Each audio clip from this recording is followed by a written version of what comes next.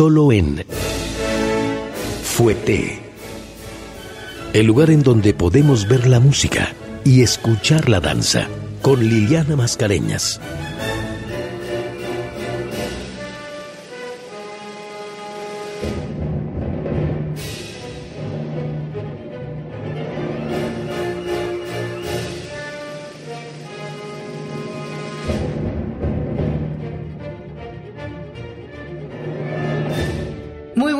¿Cómo están? Soy Liliana Mascareñas. Les doy la bienvenida a Fouetté, este espacio que cada viernes nos permite ver la música y escuchar la danza. Hoy vamos a escuchar pues uno de los grandes clásicos de la historia de la danza, El Corsario, un ballet original de Joseph Massillier que llega a nuestra época gracias al remontaje que hiciera Marius Petipa para el ballet imperial en Rusia. Este ballet del Corsario, que originalmente tenía solamente música de Adolphe Adam, nos transporta a la Grecia en la época del dominio del Imperio Otomano. Y pues esto además nos da raptos, enamoramientos, desembarcos, peleas, desencuentros, traiciones, el pasá, odaliscas, bueno, todo el decorado que le daba sentido a esta historia.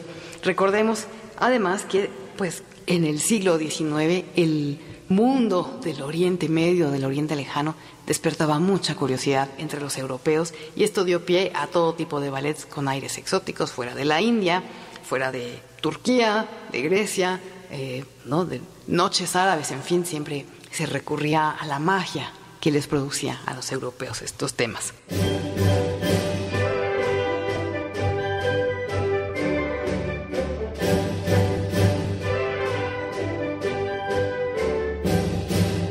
El Corsario fue una creación de Joseph Massillier y se presentó por primera vez con el ballet de la Académie Royale de Musique en París, Francia, el 23 de enero de 1856. Este ballet tiene varias escenas célebres que a menudo se presentan de manera independiente. Aunque, pues, la verdad, muchas de estas escenas que ahora son tan famosas no estaban contempladas en la versión original de Massillier, como son El Jardín Animado, o el Pas d'Esclaves, o el Gran Pas de Troyes de las Odaliscas. El más famoso, además de todos estos números que contiene el Corsario, ya he trabajado en las distintas versiones, es el Pas de Deux o el Pas de Deux à Trois, que es un Pas de Deux con 3, que a veces se presenta solo con 2, y por ejemplo fue el vehículo de lanzamiento y de impacto de Rudolf Nureyev cuando desertó de la Unión Soviética y empezó a bailar con Margot Fonteyn. Bueno, esta era una de las piezas fuertes que bailaban Nureyev y Fonteyn. El libreto de la obra estuvo a cargo, como también muchos otros ballets románticos, de Jules-Henri de Saint-Georges y del propio Joseph Massillier. Está inspirado en un poema de Lord Byron, El Corsario, que se escribió en 1814. Este poema de Lord Byron inspiró a los coreógrafos desde su publicación. Se sabe, por ejemplo, que el coreógrafo italiano Giovanni Galcerani hizo una primera versión en la Scala de Milán en 1826, después una segunda en 1830 y la última, que permaneció varios años en el repertorio de los ballets italianos, en 1842. También se tienen datos de una versión que compusiera Albert en 1837 para el King's Theatre de Londres, con una música de Nicolas Bouchassa. Ninguna de estas versiones sobrevivió. Y de hecho, pues esta versión de Massillier y Saint-Georges con música de Adolphe Adam no hubiera sobrevivido de no ser por Petipa, porque prácticamente la versión que tenemos ahora pues deriva de esta versión que hiciera Petipa. Y no hizo una, sino hizo varias versiones. Y Petipa hizo sus propias versiones porque él tuvo oportunidad de bailar en este ballet y esto sucedió en el estreno en San Petersburgo, que fue en enero de 1858. Ahí lo llevó Jules Perrot, que era el director de los teatros imperiales en ese momento, y Marius Petipa bailó el papel masculino principal, que era Conrad. Después ya Petipa, en 1863, hace su primera reposición, o su primer remontaje, en donde le daba el papel de Medora a su hija María Surosheskova Petipa. El papel de Conrad lo seguía bailando él mismo, y Gulnara era una bailarina rusa que se llamaba Anna Kosheva. Posteriormente hace otra versión en 1868 en el Teatro Imperial Bolshoi Kameny, que era el teatro de piedra, para Adèle Gransou, que era una de las bailarinas principales más reconocidas en su momento. Después hace una tercera reposición en 1885 para Eugenia Sokolova. y la versión definitiva, o la última versión que pudo hacer, que se estrenó el 25 de enero de 1899, ya en el Teatro Imperial Mariinsky, en donde Medora era nada más y nada menos que Pierina Legnani, Konrad era ya veteranísimo y respetadísimo bailarín Pavel Gert, y Gulnara era Olga Preobrazhenska. Y esta fue pues la última versión que hizo Petipa.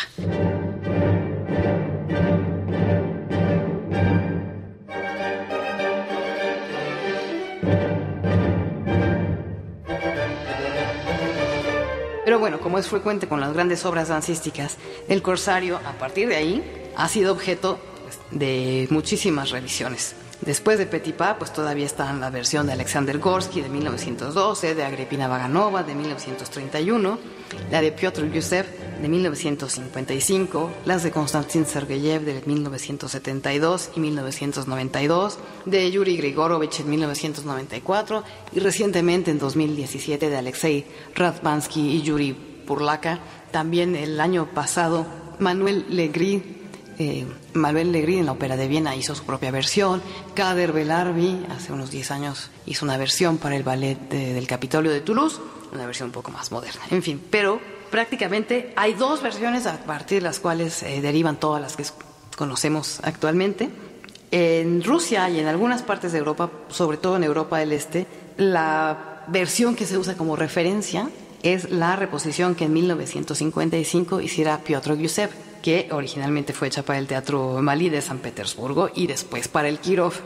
Fuera de Rusia y Europa, fundamentalmente en Estados Unidos y algunas otras partes de Europa Occidental, muchas compañías han hecho producciones que derivan del remontaje que Konstantin Sergeyev hiciera para el Ballet Kirov, o ahora Mariinsky, en 1973 y posteriormente para el Bolshoi en 1992. Yo hoy les voy a platicar la historia un poco más enfocada en las versiones de Piotr Gusev. Hay versiones que por supuesto pues le han ido cambiando el orden, algunas escenas o algunas intervenciones, incluso un poco para darle gusto a los propios bailarines, como sucedía en la época de Petipa.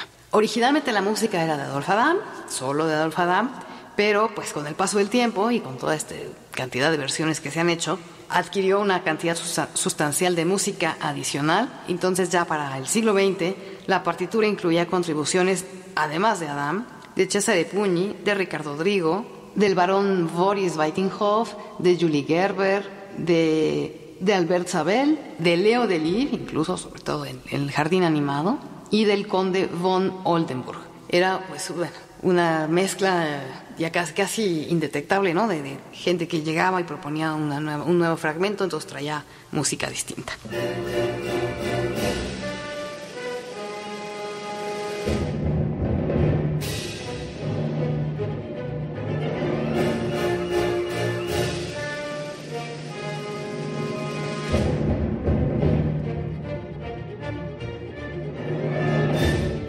Vamos a ubicarnos entonces en esta historia que también ha sufrido algunos cambios, ¿no? Con el paso del tiempo, sobre todo el momento en que aparecen los personajes. En la versión original de Masilier y Saint-Georges, Gulnara, que es el segundo personaje femenino importante, no aparece sino hasta que pues, el hilo dramático llega al Palacio del Pasha. Entonces la primera mujer que se ve siempre a los inicios es Medora.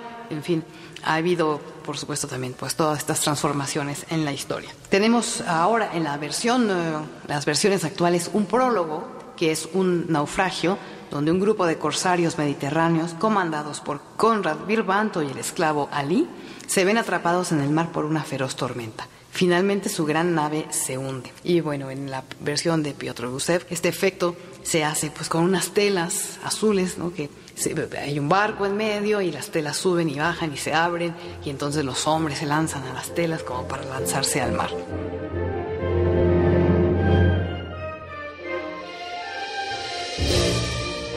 La versión de Masilier entra directo al primer acto. Pero bueno, en nuestros tiempos, el primer acto tiene una primera escena que se da en la orilla. Conrad y sus compañeros son arrastrados a la orilla y aparece un grupo de jóvenes griegas encabezado por Medora y Gulnara. Aquí Gulnara aparece desde el principio. Pronto estas chicas descubren a los corsarios náufragos e inmediatamente Medora y Conrad se enamoran, como tiene que ser, para pues, poder desarrollar la historia a partir de este momento. Las mujeres se dan cuenta del peligro inminente y esconden a estos piratas. Y es que una patrulla de comerciantes turcos, ligados con el villano comerciante de esclavos, el judío renegado Langedem, está a la casa de bellas mujeres para vender como esclavas. Pero, pues bueno, ante más esfuerzos que hicieron las chicas por esconderse con los piratas, con toda facilidad los turcos las capturan y Langedem les paga una atractiva suma por ellas a estos hombres que lo han ayudado a atraparlas. De inmediato se van al bazar y los corsarios juran rescatar a las desafortunadas doncellas. Aquí Conrad, que es el corsario, el líder de los corsarios, tiene a su esclavo Ali, que le dice que él también va a ir con él, ¿no?, a ayudar a rescatar a estas doncellas.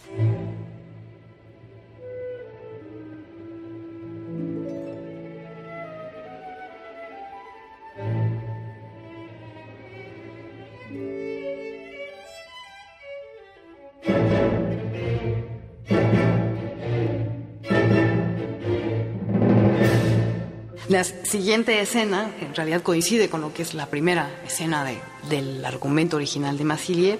Es una plaza en la ciudad de Andrinopla, nos situaba Massilier. En medio de la plaza hay un mercado de esclavos. En medio del bullicio y la algarabía, el acaudalado Seyd Pasha llega al mercado de esclavos para comprar a una bella y joven chica para su harem. Langedem le muestra todos los frutos de sus viajes a tierras lejanas y a pesar de que exalta la belleza de las doncellas cautivadas en Palestina y Argelia, el pasha no se ve interesado. Que si una está muy flaca, que si es muy alta, que si otro el pelo muy oscuro, en fin. De pronto entonces Langedem presenta a Gulnara, quien de inmediato encanta. Tiene además, bueno, el vestuario, cada producción tiene su diseño de vestuario.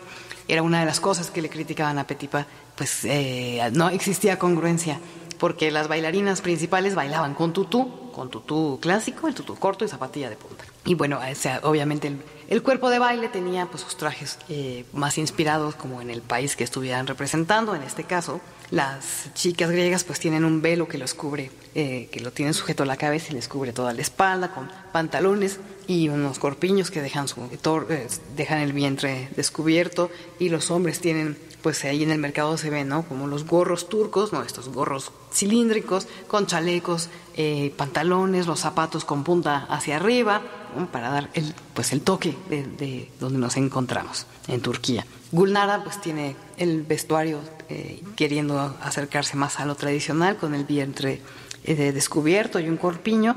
Y aquí viene un padedé, que es el padedé de Gulnara y Langedem, que se conoce como el pas d'esclave.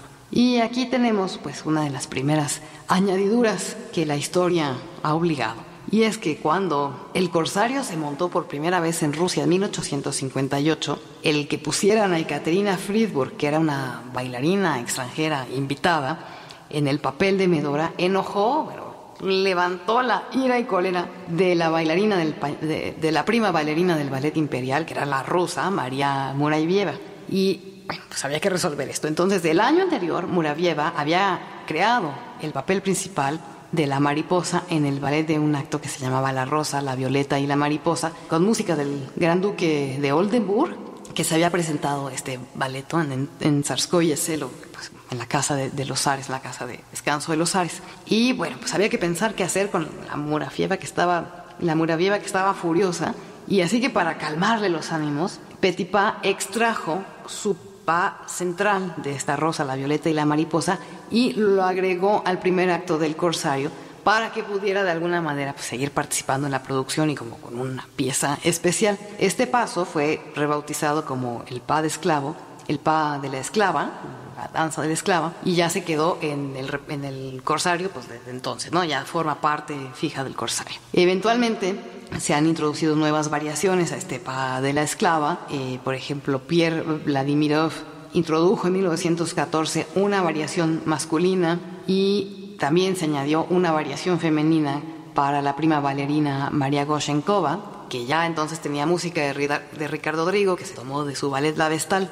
En la mayoría de las producciones actualmente este pas de la esclava se ejecuta por Gulnara y el judío Isaac Langedem. Pero en el contexto original, el pas de la esclava se representaba por dos esclavas anónimas que no tenían ningún otro papel en la acción del ballet. Y se suponía que el papel de Isaac Langedem, este comerciante judío de esclavas, fuera solamente un rol de pantomima Y Gulnara, pues como ya les dije, no tendría nada que estar haciendo en este primer acto, sino hasta el segundo.